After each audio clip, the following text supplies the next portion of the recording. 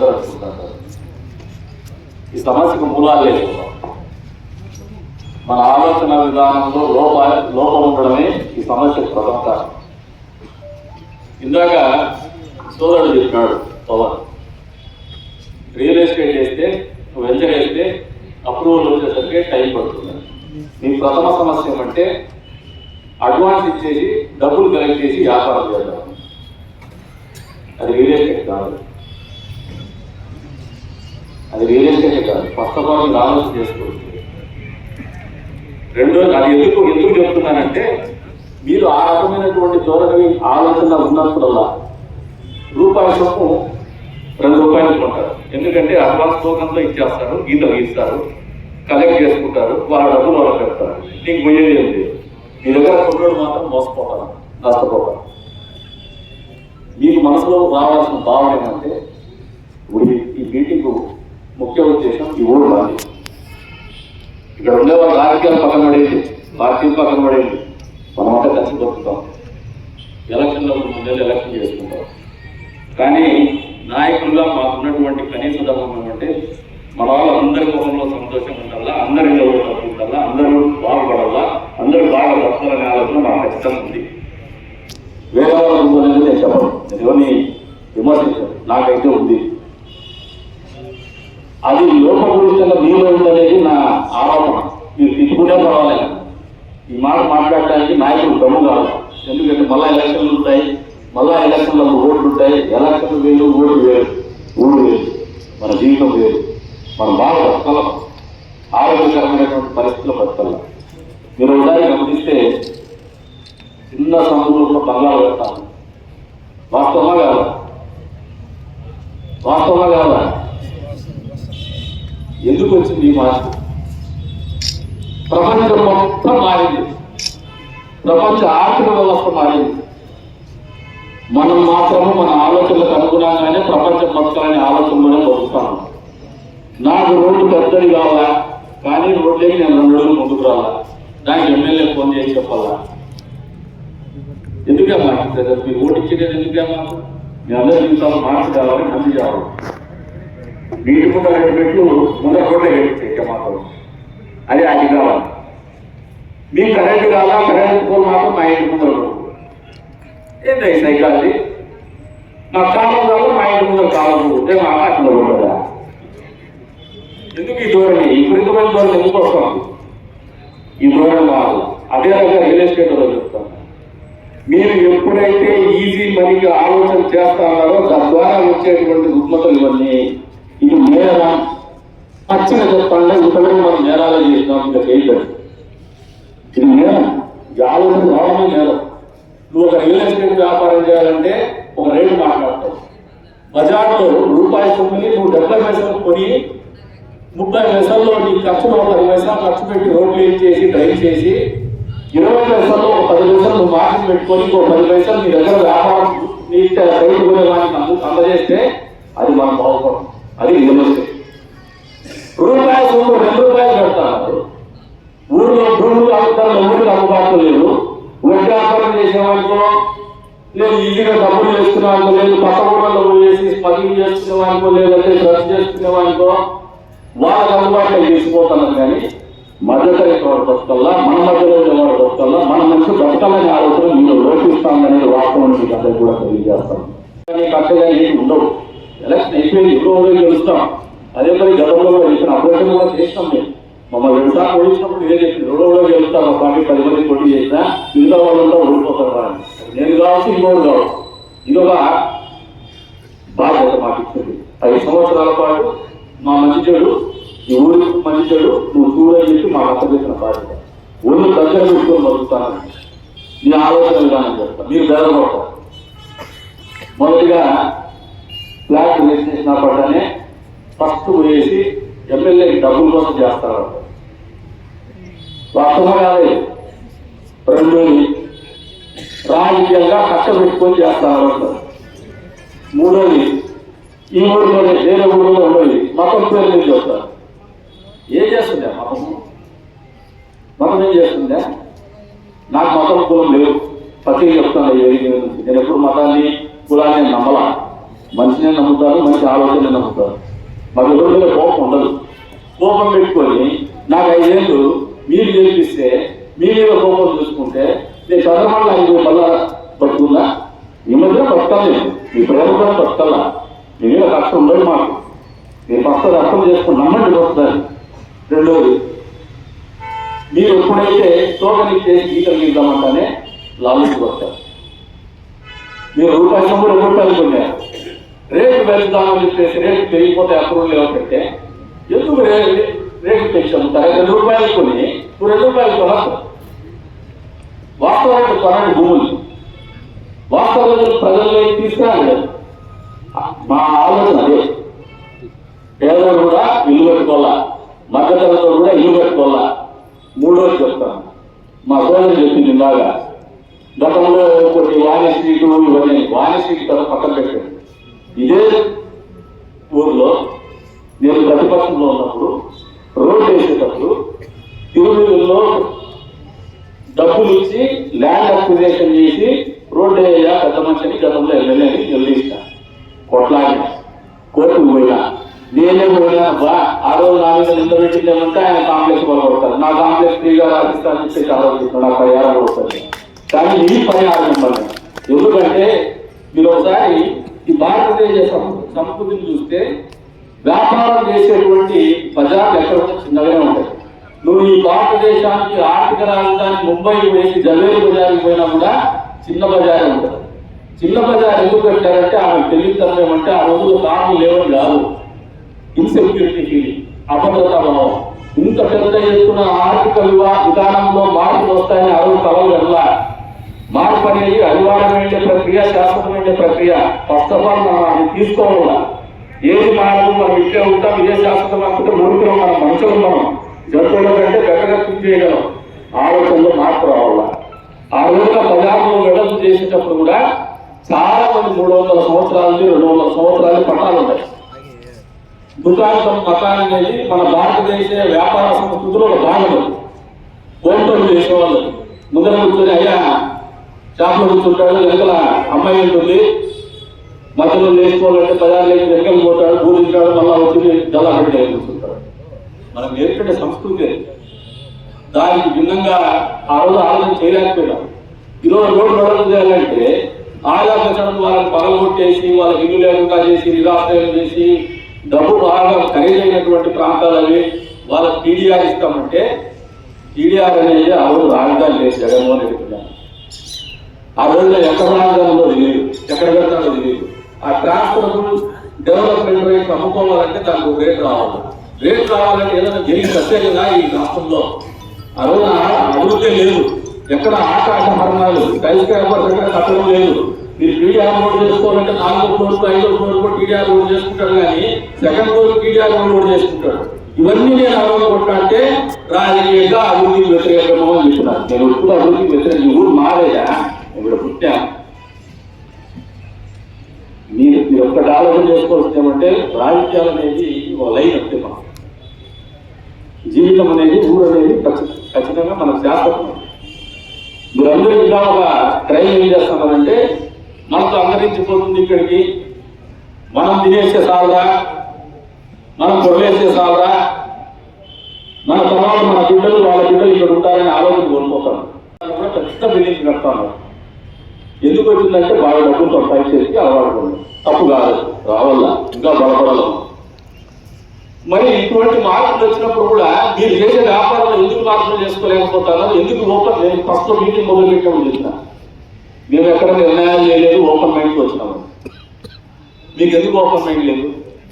ఏం open mind అనేది నాయకుడికి మాత్రమే కావాలా, అధికారులకు మాత్రమే కావాలా? మాకైతే సబ్ రిజిస్టర్ ఆఫీస్లో డబ్బులు చెప్తారు, మీరు ఇస్తే తీసుకుంటారా? వాళ్ళు బాగా అలవాటు చేస్తాం. చెప్తానంటే మొదటి ముద్దాయిలు మేమే, ఫస్ట్ మా దగ్గరికి వచ్చేది మా అనుయాయులే వస్తారు, మేము కొట్టేస్తాము, నువ్వు చూస్తా ఉండి ఇంకా డబ్బులు వస్తాయని మాకు చెప్తారు. నేను ఒంగితే ఒంగిస్తారు, మేము ఉండకూడదు. అక్కడ మీరు కూడా ఉండదు. ఎందుకు ఉంటుందా? ఎంకరేజ్ బిజినెస్ చేయండి, రూపాయి 70 పైసలుగా కొనుక్కోండి, పావులు మీకు అడ్వాన్స్ చేయండి. ఆ పావులో ఈ మీ జోబులో రూపాయి ఉండదు, బడాయి పోయేసి ఆ రూపాయి పెట్టేసి అడ్వాన్స్ ఇచ్చేసి ఈత తీసేసి సూపర్ డబ్బులు చెప్పేసి దాని రేటు పెట్టేసి మోసపోయేసేదంతా ప్రజల్లే. మీరు మీ కష్టాలు చెప్తున్నారు, మీ కష్టాలు సహృదయంతో స్వీకరిస్తున్నాం, పరిష్కారంలో చూపిస్తాం. మిమ్మల్ని తిట్టడానికి నిందించడానికి రాలా, ఈ ఆలోచనలు మార్పు తేవాలనే ఆలోచన మేము చెప్తాను. తీసుకోండి కూడా, మీరు చెప్పిందంతా నేను విన్నా, మీ కష్టం చూసినాం, మిమ్మల్ని కష్టపట్టాలని మేము లేవు. ఆయన ఎంత ఈజీ చెప్తాడు చదువుకునేటువంటి ఆయన పంతులు గారు. 2024 అంటాడు. What happened to the previous government? చదువుకున్న మూర్ఖులు మీరే రకమైనటువంటి చెప్తారు, భూములు ఉన్నాయి. ఆయన ఎనగడానికి చెప్తాడు ఆయన. మా పెద్ద వీళ్ళంతా నాకు ఆస్తులు, ఇంట్లో మంచి వాళ్ళు, వాళ్ళే నిందిస్తాను. మిమ్మల్ని నిందించడం ఎందుకంటే వాళ్ళని నిందించా మళ్ళా నన్ను తిట్టేసుకుంటారు, మీరు తింటారు బయట కూడా తింటారు. అందుకే వాళ్ళే చెప్తాను. ఆయన భూములు ఉన్నాయి, ఆ ఎరుగుంటకి వ్యాపారంకి వీళ్ళకి సపరేట్ ఒక కోర్టు కావాలి, అన్ని లిటిగేషన్ చేస్తారు. ఎట్లా ప్రజలు వస్తారు, ఎట్లా వస్తారు ప్రజలు? ఇది కరెక్ట్ కాదు. ఇక ఇప్పుడు 2024 8 అంటాడు. దీంట్లో లఘువుగా చాలా ఉంటాయి. మీరు ఫస్ట్ ఆఫ్ ఆల్ మీరు రియలేటర్స్ కొంచెం చెప్తాను. ప్రభుత్వ భూమి అంటే మన తల్లి. భవిష్యత్తులో మన బిడ్డల అవసరాల కోసం నిర్దేశించేటువంటి ఫస్ట్ మన కళ్ళు ఎక్కడ పట్టాయంటే ఎప్పుడు కానీ పట్టిల్లో వెళ్ళాలి, మన కన్ను పడకూడదు. మనం కళ్ళు పట్టాలే కాదు, గుర్తు పెట్టుకోండి. మీకు ఎవరికన్నా లోపలికి 300 పట్టాలేమే ఒకటి ఇంట్లో సిగ్గుగానే ఊరికి మనకి 300 పట్టాల 200 పట్టాల మొత్తం స్టాంపులు, జన్మ స్టాంపులు సిగ్గుగానే మనకి. వాటి పేరు స్త్రీలు అంట. వ్యాపారి వాడైతేనే ఇంకా సిగ్గుపడాల్సింది. నేనే రాజకీయ నాయకులుగా ఫస్ట్ వేరే మీద చెప్తున్నా. నేను పట్టాలనుకుంటాను, నేను ఎమ్మెల్యేలు చేసి ఇప్పుడు పట్టాలన్న వాడిని ముందరికి ప్రోత్సహించేసి మా పక్కన పెట్టుకొని డబ్బులు సంపాదించాలి. దానికి బీజేపీ ఈవెన్ బతికేటంటే రోడ్లో లారీ కొట్టేది పేరు కదా. మమ్మల్ని నేను నిందించుకుంటాను, మీరు ఆలోచన చేసుకోండి. మీకు రావాలి బాధ, మీకు రావాలా అక్కడ శిక్షణ. మీరు ఎంతసేపు ఇమ్మీడియట్ రిలీఫ్ కావాలా? ₹100 మీ చేతిలో పెట్టేస్తే మీకు హ్యాపీ. వ్యాపారం చేసేటప్పుడు ఒక వ్యాపారంలో మెలకువలు నేర్చుకోవాలి, వ్యాపారంలో ఉండే కష్ట నష్టాలు నేర్చుకోవాలి, నేర్పడటం రావాలి. అవన్నీ వదిలేసి ఈజీగా ఎమ్మెల్యేనో అధికారులనో మున్సిపాలిటీనో ఎందుకు తీసుకోండి. ఆ కమిషనర్ మీరు లెక్కలిస్తే మీరు 3 అడుగులు ముందు కొట్టారు, ఆయన 30,000 లెక్కిస్తారు. ఎందుకు తీసుకోడా? ఎందుకు తీసుకోడు? నువ్వు కరెక్ట్ ముందు లెక్కడికి పెట్టేసుకో. మీకు అది రాదు, మీకు అది రాదు. సబ్జెక్ట్ సాధించుకుంటారు. ఆయన పర్సనల్ కంఫర్ట్ చెప్తాను. తమ్ముడు సెక్రటేరియట్ చేయాలి. నీకు వదుతారు ఇంకా అట్లా పెట్టు నీకు వదుతారు. చట్టాలన్నీ పగడ్బందీగా ఆలోచన చేసి దూరదృష్టి సెక్రటరీ చట్టాలు మనుషుల జీవితాల్లో వచ్చే మార్పులకు అనుగుణంగానే మనం చట్టసభల్లో మార్పులు చేసుకుంటూ పోతాం. అవసరమైతే రాజ్యాంగాన్ని కూడా సవరించుకున్నటువంటి దాఖలాలు చరిత్రలో ఉన్నాయి, మీరు అర్థం చేసుకోవాలా. సెక్రటరీ వస్తామంటే చాలా మంది ఏళ్ళు వచ్చేసిపోతారు. నాయుడు గుర్తుపెట్టుకో, ఈ ట్యాంపర్ ప్రూఫ్. ఇంత పగడబందిగా ఆలోచన చేస్తానే కూడా వచ్చిందే గత 6 నెలల్లో ఫుల్ టైం టౌన్ సర్కిల్ ఇన్స్పెక్టర్కి రూరల్ సర్కిల్ ఇన్స్పెక్టర్ పని ఉంది. ఏమంటే దొంగలముట. అదేమన్నా మేము చెప్తే కలిపి ఒకసారి కలెక్షన్ చేయలేదంట, లేదంటే సాయిలు అంట అని మాట్లాడతారు. ఎవరా సాయిలు మాట్లాడుకుంటోలే ఏమవుతుంది? వాళ్ళు లేకుండా మేము వచ్చినాము. పొద్దున్న లేస్తే సాయితో తింటాం, మధ్యాహ్నం 3 సాయితో తింటాం, రాత్రి పండుకునేది కూడా సాయితో తిని పడుకుంటాం. ఎవరు వాళ్ళు మాకేంటి చెప్పుడు మాకేంటి తింటారు? మాకు కాదు. అది మీరు నమ్మిన నమ్మకపోయినా వాస్తవం. అది కాదు. ఇందాక మీటింగ్ పోయినా ఓ ప్రొఫెసర్ ఎప్పుడు ఆయన అంటే మాకు చాలా గౌరవం. ఆ ప్రొఫెసర్ని ఉర్దూ యూనివర్సిటీకి వైస్ ఛాన్సలర్ చేసింది గత ప్రభుత్వం, మా ప్రభుత్వం, గత చంద్రబాబు నాయుడు గారి ప్రభుత్వం. కానీ గర్వపడాలి. అక్కడ రోజులు చూసి అక్కడ వచ్చి 50 మంది 100 మంది వచ్చిన చిన్న మీటింగ్ అది. ఇవాళ ప్రౌడ్ అంతా ముస్లింసే. ఎంజాయ్ చేసినాం. సంస్కారవంతులు. ఎందుకు తప్పుడు పడతాం? ఈ 50 మంది దొంగల కోసము ఎంటైర్ ముస్లిం కమ్యూనిటీ ఉందా? లేదు. మీరు 50 మంది దొంగతనాలు చేయడానికి లేదు ఎలక్షన్ చేసుకునేది మీరు మతం పేరు ఎందుకు వాడతారు? వాడతారు. మీరు ఎడ్యుకేట్ కావాలి. ఇది ఓపెన్ గా ఏ ఎమ్మెల్యే కూడా ధైర్యంగా మాట్లాడు. నేను మాట్లాడుతున్నా. నీకు ఎందుకు మాట్లాడుతున్నారంటే ఎవరు మాట్లాడే ధైర్య సాహసాలు ఎవరు నాయకుడికి మీరు ఆలోచన చేసుకోండి. ఎందుకంటే మళ్ళీ నా బిడ్డలు రాజకీయం కావాలా, నా అన్నదమ్ములు రాజకీయం కావాలా, మళ్ళీ ఎలక్షన్ మళ్ళీ నేను పోటీ చేస్తే నాకు ఓట్లు కావాలని దూరమే మిమ్మల్ని ఈ రకం పత్రికాలు చేయిస్తాను. గతంలో ఉండేటువంటి భూములని దానికి ఒక కమిటీ ఇస్తామని మేము చేస్తాము. దానికి కూడా మీకు ఇప్పుడు చెప్తాను, మీరు డబ్బులు కట్టకుండా మున్సిపాలిటీ కరెంట్ చేస్తా అంటే డీజిల్కి డబ్బులు లేకపోతే ఎమ్మెల్యే మా ఇంట్లో కప్పడుకున్నట్టు అడుక్కుంటాడని ఆయన కోసము డీజిల్ 50 నెలలు ఇస్తాము, కరెంట్ బిల్లు కట్టి 50 నెలలు పెడతాము. ఇంత దౌర్భాగ్యమైన పరిస్థితుల్లో మన మున్సిపాలిటీ ఉంటే మీకు సిగ్గు నాకు సిగ్గు మొదటి సిగ్గుపడేది నేనే. మీకు సిగ్గు అనిపించడం లేదా? మీకు బాధ్యత అనిపించడం లేదా? ఎందుకు బతకాలేమో మీ వద్దు. మనం కరెక్ట్ గా లేఅవుట్ బయట ప్రాంతంలో భూమి కొనేటప్పుడు లేఅవుట్ లో ఉంటే వాడు రోడ్లు వేస్తాడు, కాలువలు వేస్తాడు, కరెంట్ కట్టాడు, మున్సిపాలిటీకి రూపాయలు డబ్బులు కడతాడు. ఆర్థికంగా అది బలంగా ఉంటే మనం బలంగా ఉంటాం, మన ఊరు బలంగా ఉంటుంది. ఇది ఎందుకు అర్థం కావాలి మీకు ఎవరికి? మున్సిపాలిటీ డబ్బు కట్టాలంటే ఏదో వేరే వారికి డబ్బులు కట్టే ఎందుకు అంత బాధ్యత రహితంగా ఎందుకు ఆలోచన చేస్తాను? ఇల్లు కడతాను, ఇట్స్ ఎమోషనల్ బాండింగ్. భూమి అనే ఇల్లు అనే ఒక ఎమోషనల్ అటాచ్మెంట్. అది లైఫ్ లో ఒకేసారి పెళ్లి చేసుకుంటాం, లైఫ్ లో 1-2 సార్లు ఇల్లు కట్టచ్చు, శివకార్యం లేదంటే ఒకసారి ఇల్లు కడతాం. కట్టేటప్పుడు తప్పుగా దాంట్లో పోతే మన మూడయ్యాలి, అక్కడ వేరే ప్రశాంతం ఉండాలి. మనం ఎవడు ఫోన్ చేస్తాడు? చాలా మందికి ఈ మధ్యలో 6 నెలలు తింటాడు. కొంతమంది రాత్రి ఫోన్ వస్తే స్టేషన్ నుంచి ఫోన్ వస్తే నిద్ర రావడం లేదు, భయపడతాను. ఎందుకు అంత భయం? తప్పు చేయకపోతే ఎందుకంటే భయం? ఆరోగ్య రోడ్లలో ఇల్లు కడతారు.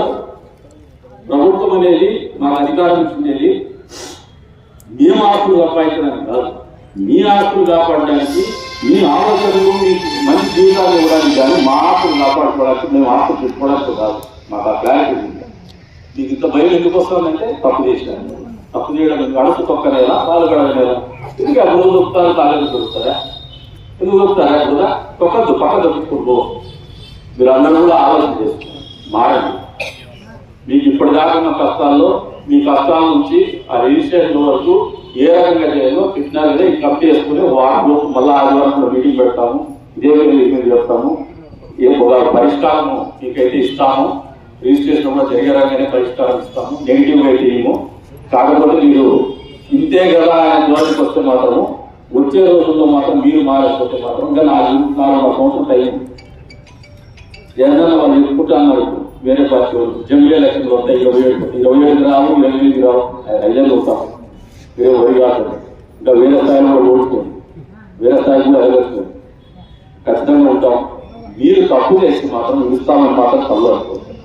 ప్రభుత్వ భూములు జోలికి వస్తే మాత్రము ఖచ్చితంగా జైలు పోక తప్పదు. ఎవరి మీద మీకు అందరికీ కూడా చెప్తున్నా, తస్మాత్ జాగ్రత్త. ప్రభుత్వ భూమి ఎక్కడన్నా ముట్టుకున్నా, వంకపర ఉమ్మూరు ముట్టుకున్నా, వాటర్ బాడీస్ ముట్టుకున్నా, ఎన్ని రోజులే 20 ఎకరాలు 30 ఎకరాలు గుట్టలు తీసుకున్నారా? ఎక్కడ తెస్తారా ఎన్ని రోజులు? ఎట్లా వస్తాయా? మీకు డబ్బులు ఇస్తారా? తీసుకుంటారు. ఏం భవిష్యత్తులో ఇంజనీరింగ్ కాలేజ్ రావాలంటే మన ఊరు అడిగిన ఇంజనీరింగ్ కాలేజ్ రావాలి, భూమి ఉందా? ఖచ్చితంగా ఇస్తాం భూమి. ఇట్లా భూములు పెట్టేస్తే లేకపోతే ఇంజనీరింగ్ కాలేజ్ రావాలన్నా లేకపోతే ఇంకొక కాలేజ్ రావాలన్నా భూములు ఉండవు. ప్రభుత్వ భూములు వాళ్ళు 2 రోజులన్నా మన భూములు లేకపోతే ఏం చేస్తారు? నెప్పులు పెట్టుకుంటారు. ఏమన్నా ఆలోచన ఏమి? మీరు మారడుకోదిగా. నేను అందరూ కూడా మళ్ళీ చెప్తాను, పిలవడానికి వచ్చినారు, మీ అభిప్రాయాలు ఇచ్చినారు. మేము కూడా ఓపెన్ మైండ్ ఇచ్చినాం. ఈ సంవత్సరాన్ని మాకు తెలిసిందేదే. కాకపోతే there should be some checks and balances. Just like that మిమ్మల్ని అలౌ చేస్తే రేపటి నుంచి జరిగేది ఏమంటే ఎంఆర్ఓ గారికి ఫుల్ పుష్కలంగా క్యాష్ ఇస్తారు, కమిషనర్ గారికి ఫుల్ పుష్కలంగా క్యాష్ ఇస్తారు, సబ్ రిజిస్టర్ ఆఫీసర్ గారికి ఫుల్ పుష్కలంగా క్యాష్ ఇస్తారు. వాళ్ళు తీసుకుంటారో లేదో నాకైతే తెలుసు, కానీ ఒకవేళ తీసుకోకపోయినా మీరే కన్వీన్ చేసి జోబుల్లో పెట్టడం ఏదో చేస్తారు. మళ్ళీ ఫండ్ మొదటితో వస్తుంది. వాళ్ళకు కూడా చెప్తున్నాం, దీన్ని మేము ఆగ్రహానికి ఆలోచన చేయడం లేదు. ఒక సుపరిపాలన అనేది చంద్రబాబు నాయుడు గారి ఆలోచన, ఈ ప్రభుత్వం యొక్క ఆలోచన. ఎక్కడ కూడా తప్పు చేయం. మీరు కూడా ఆలోచన చేసుకోండి. సంపాదించుకోవడానికి సక్రమమైనటువంటి వ్యాపారం లేదు, అక్రమ మార్గాల్లో ఆలోచన చేశారు. మీరు వ్యాపారం చేసేటప్పుడు మీకు ఇప్పుడు మళ్ళీ చెప్తానా, మీరు టోకెన్ అడ్వాన్స్ తో భూములు కొనాలన్నప్పుడు రేట్లు పెరుగుతాయి. అది వాస్తవం. నేను ఇంట్లోకి వదిలేస్తానని నేను మాట్లాడే మాటలు వాస్తవం కాదని నేను ఇంట్లోకి వదిలేస్తాను. టేబుల్ మీద డబ్బులు పెట్టి పావులా భాగం డబ్బులు పెట్టి అగ్రిమెంట్ చేసుకుని భూమి కొట్టాలంటే రైతు నమ్ముతాడు. 3 నెలల లోపల 6 నెలల లోపల డబ్బులు కట్టాలని చెప్పి అగ్రిమెంట్ చేసుకుని ఎందుకు తగ్గడు? తగ్గుతాడు. మీరు మంత్రి లేవట్టి బాగా ఎదగండి, పెద్ద బిల్డర్స్ ఎదగండి. వచ్చే రోజుల్లో డీసీ సెంటర్ల మీద చాలా పొటెన్షియల్ ఉంటుంది ఈ రాష్ట్రంలో. ఎదగండి, వ్యాపారం చేయండి, ఊళ్ళో కొత్త డబ్బు రానియండి, భవన నిర్మాణాలు ఉపాధి ఉండలేండి. మీ దగ్గర రియల్ ఎస్టేట్ బ్రోకర్లు ఉండే వాళ్ళకి నా డబ్బులు రానియండి, ఎక్కడా తప్పు కాదు. బట్ నెటివిటీ ఆర్గనైజ్ ఒక సక్రమైనటువంటి పద్ధతుల్లో చేయండి. అంతేగాని మేము ఏం చేసినా ఎమ్మెల్యేలు భయపడిపోవాలా, రాజకీయ నాయకులు భయపడిపోవాలా, అధికారులకు డబ్బులు ఇచ్చేస్తాం లేదంటే అధికారులకు బెదిరిస్తాం అంటే మాత్రము ఈ ప్రభుత్వంలో జరగదు, కుదరదు అని ఖచ్చితంగా కుండ పద్ధతులు కొట్టినట్టు మీకు అందరికీ స్పష్టం చేస్తాము. మీకు ఇప్పుడు పరిష్కారం ఏమి చెప్పలేదు అనుకోండి, పరిష్కారం 100% మీరు ఎవరైతే ఇప్పుడు ఇబ్బంది పడుతున్నారో మీ ఇబ్బంది నుంచి బయటికి తీసుకొచ్చే బాధ్యత మేము తీసుకుంటాము. కాకపోతే ప్రభుత్వ భూముల్లో మాత్రం ఇటువంటి పరిస్థితుల్లో కూడా మీరు తప్పు చేసింటే దాన్ని ఎన్నికేసుకొచ్చేటువంటి పరిస్థితులు మాత్రం అధికారుల దగ్గర ఉండదు, నా దగ్గర కూడా ఉండదు. మీరు ఎందుకు పుణ్యోపరాన్ని జరగదు. మిగతా చిన్న సమస్యలు ఉంటాయి, 50 సెంట్లు అవన్నీ మీరు చేసుకునే దాన్ని బట్టి ఫెసిలిటేట్ చేస్తాం. 50 సెంట్లైనా 10 సెంట్లైనా 20 సెంట్లైనా వీఆర్ నాట్ అగైనెస్ట్ దట్. మాకెక్కడ వ్యతిరేకం లేదు. కానీ మా ఊళ్ళో సజాగా జరగాలి, ఊళ్ళో గౌరవంగా జరగాలి, ఒక పద్ధతిలో జరగాలి. పద్ధతికి మీరు ఆలోచన చేసిన పద్ధతి అనే ధోరణి మాత్రం విడనాడమని చెప్పేసి కోరుకుంటున్నా. అందరూ కూడా మళ్ళీ మనస్ఫూర్తిగా చెప్తున్నా, మీ సమస్యకు పరిష్కారం వచ్చే ఆదివారం నాడు ఖచ్చితంగా మేమందరూ ఇక్కడే కూర్చొని వెల్లడిస్తాం. మీకు రిజిస్ట్రేషన్ జరుగుతాయి కానీ పద్ధతిగా జరుగుతాయి, ప్రభుత్వ భూములు మాత్రం జరగవు. 09 గురించి సోదరు చెప్పింది, తహసీల్దార్ గారికి ఆర్టీఓ గారికి కూడా చెప్తున్నాయి. ఇట్స్ ఆల్ డెవలప్ ఏరియా, అక్కడ హౌస్లు ఉన్నాయి, మీరు పోయి చూడండి, దాన్ని ఫెసిలిటేట్ చేయండి. హౌస్ మీ చేతులు నా స్థాయిలో పనిచేసేందుకు నేను చేయడానికి సిద్ధంగా ఉన్నా అని చెప్పేసి చెప్తాను. అంతేకాకుండా నియోజకవర్గం 09లోనో DJలో భూమి కొట్టారు. ఇప్పుడు సోదరుడు చెప్పాడు పట్టాలని ఇచ్చేలో బట్టి ఆయన మామూలుగా హెచ్ఐవి పాజిటివ్ వచ్చినప్పుడు దానికి మందులు లేవు, కనుక్కోలేవు. ఇది హెచ్ఐవి రోగం, దానికి మందులు లేవు, ఏ చట్టాలు పని చట్టం ముట్టుకుంటే మోసాలే జరుగుతాయి మళ్ళీ. కాబట్టి దాన్ని వదిలేసి అది వాళ్ళ ఇబ్బందులు పడతారు. కొన్ని గుర్తుండాలా, అమ్మినోడు తంతానే ఉంటాడు, అమ్మినోడు తంతాడు వాడు అవసరాన్ని పెట్టి దాంట్లోకి ఏం పెట్టామంటే మోసేది తేలి చూసుకొని నాకున్నట్లేదు, నాకే గాలి ఇంట్లో నాకు అంటే మనం ఆగలేదు, అందరూ మనకు. కాబట్టి ఆ సమస్య పరిష్కారం లేదు, దాన్ని మనము ఇగ్నోర్ చేయాల్సిందే, లైట్గా తీసుకోవాల్సిందే. కాబట్టి దాని గురించి మీరు అడ్రస్ చేయొద్దండి. అడ్రస్ లేనప్పుడు అది ఎవరో కూర్చొని కార్యక్రమం అయితే ఆ రోజు మీరు బలంతో వాడు చేసుకుంటూ అంటాడు. దాన్ని మనం పరిష్కరించలేము. దాని గురించి పోతే పరిపాలన కాదు, అభివృద్ధి కాదు, కంటే ఉండదు. కాబట్టి దాని గురించి వదిలేసి. రెండోది దొంగ పట్టాల మీద మా రాజకీయ నాయకుల ప్రమేయం మీద ఆర్డీఓ గారికి చెప్తాను, తప్పుగా యాక్ట్ చేయండి, ఇన్వెస్టిగేట్ చేయండి. మీకు కొన్ని టిప్స్ మేము కూడా ఇస్తాం. ఆపోజిట్ పార్టీ వైఎస్ఆర్సీపీ వాళ్ళు ఇచ్చినా కూడా మీ తరవాత ఎంక్వైరీ చేయండి. దాంట్లో ఎంక్వైరీ చేసి తప్పులను తెలిస్తే ఖచ్చితంగా చర్యలు తీసుకోమని చెప్పేసి వేదిక నుంచి వాళ్ళకు అవకాశం కూడా కల్పిస్తాను, హక్కులు కూడా కల్పిస్తాం. ఎక్కడ కూడా ఒత్తిడి అయితే పెట్టం మేము, ఇంతని క్లియర్ కట్ చెప్పేస్తాను ఆయన కూడా. కాబట్టి అందరూ కూడా సముదాయంతో అర్థం చేసుకోండి. ఒక మార్పును నాయకగలుగుతాము. ఈ మార్పును మీరందరూ స్వాగతిస్తారని చెప్పేసి ఒక సముదాయంతో అడుగుతున్నాను. వచ్చే రోజుల్లో మళ్ళీ చెప్తాను, మీరు రియల్ ఎస్టేట్లో చిన్న ఉంటే మిమ్మల్ని బయట వేసుకునే మార్గం మేము చూసుకుంటాము, కానీ తప్పులు చేయొద్దని మళ్ళీ రెండోసారి అందరూ కూడా నమస్కారం.